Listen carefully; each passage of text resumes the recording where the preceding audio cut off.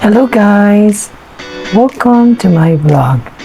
So ngayong umaga na ito, samahan niyo po ako. Kasama rin po si Kuya Jemar at si Kuya Ian kasi ito yung pinakaantay naming lahat, yung celebration namin ng 14th year anniversary and 5th year church dedication and altar. So mangyayari po yung event na ito bukas, July 12, araw po ng linggo, sa ganap na 10 o'clock na umaga. After po ng misa namin ng 9 o'clock sa umaga. So ano po ang preparation namin for this event? Siyempre, nakita niyo naman yung vlog ko kahapon regarding with the gift giving. Mamimigay po kami ng mga items, souvenir items for dedicated church workers ng simbahan. So isa itong way na makapag-thank you kami, lalo na po yung Corpus Christi, on behalf of Corpus Christi Parish and ICN congregation led by our parish priest, Reverend Father Joseph Son. Isa itong way na sa 14th year ng parokya, nandyan yung mga church workers na continue ng pagsiserve sa simbahan. So iba-iba pong ministry ang magbibigyan ng gift tomorrow. Yung choir, lector commentator, lay minister, and then mother butler, chapel coordinators, officers, members of the PPC or the Parish Pastoral Council, and the PSC is the Parish Finance Council.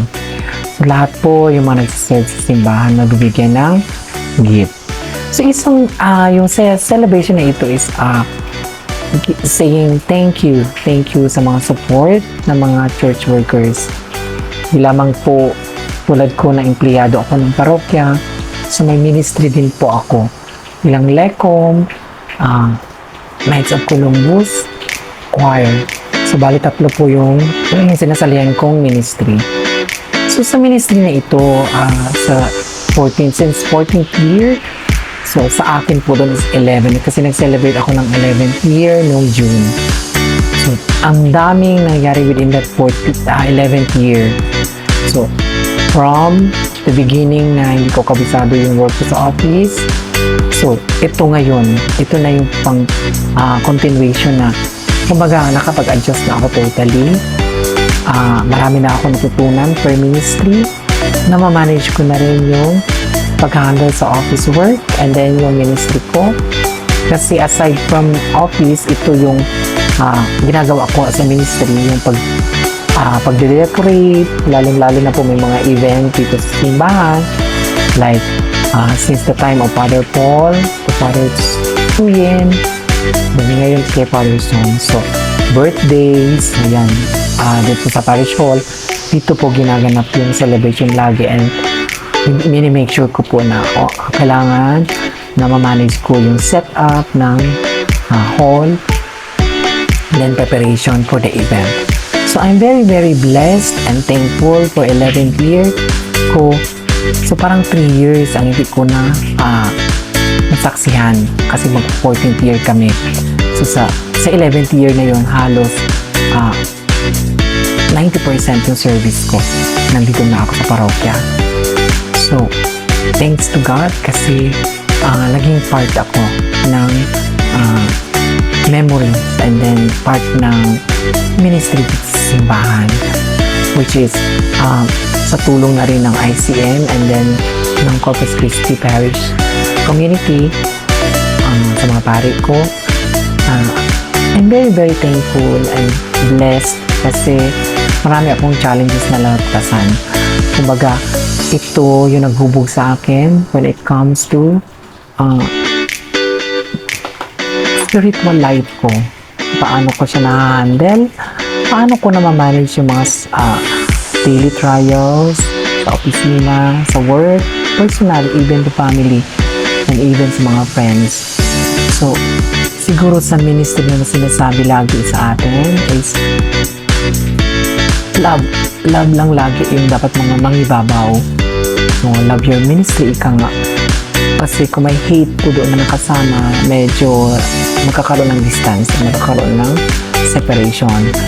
So, dapat sa ministry, andun yung understanding, care for each other, and of course, sharing thoughts and ideas, accept faults, and open for suggestions. Kasi, isa yun sa secret na maganda ang ministry ng parokya at saka yung ambience ng church ay mababago. Kasi kung lahat nagkakaisa, lahat merong isang goal na for the benefits of the church itself, hindi lang para sa sarili. Kasi ang church naman talaga is ito, yung mga servant niya. Kasama na po yung shepherd, yung pari, yung guide sa mga pastol na tupa. So, as a church, ipapakita natin kung ano yung tayo na in a nice way. Ito yung tayo ang nag-guide, tayo ang supervise, tayo ang magiging symbol, tayo ang kumbaga naka-reflect sa atin yung ano ba itsura ng church. Hindi lang physical church na simbahan na alam mo yung structure ng simbahan, may cross, may pintura, may altar, pero yung symbol talaga is nasa puso natin. So sa this year, sa anniversary na ito, sana yung church na sinasabi ko lagi is pag nakapasok ka sa isang, like for example, sa isang bahay, may sasalubong sa'yo na isang malaking paggalang, pagbate, of course, ngiti, na sumisimbolo yun ng simbahan na tumatanggap or welcome or a welcoming church. Yun yung simbahan na gusto ng bawat isa. Yung simbahan na wala kang although natural naman sa tao yung chismisan, pero yung church dapat na yun is open sa lahat, sa mga challenges, sa mga suggestions. Of course, kailangan andun lang yun kasi yun ang totoong hinahanap ng mga tao, ng parishioners natin. Yung church na wala silang anxiety, wala silang alinlangan, ika nga. So, itong celebration na ito is kumbaga tatatak lagi sa atin, sa mga puso natin, kung paano natin na-execute ang mga ministry na kinabibilangan natin. Like for example, sa sarili natin lagi na ang sarili natin is nakadepend lagi sa or connected lagi sa plan ng Panginoon. Ano ba yung calling ng bawat isa sa atin? Calling ba natin is to i-level up lang yung sarili lang? Or yung calling natin is to show yung sympathy and care for each other? Kasi pag ganun po yung ministry na kinabibilangan natin is yun ang gusto ng Diyos. Yun ang kaloob niya na dapat ginagampanan natin.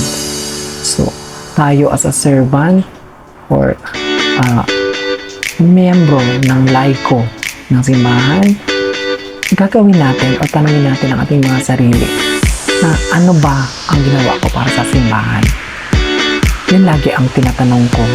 May naambag ba ako para sa ikabubuti nito?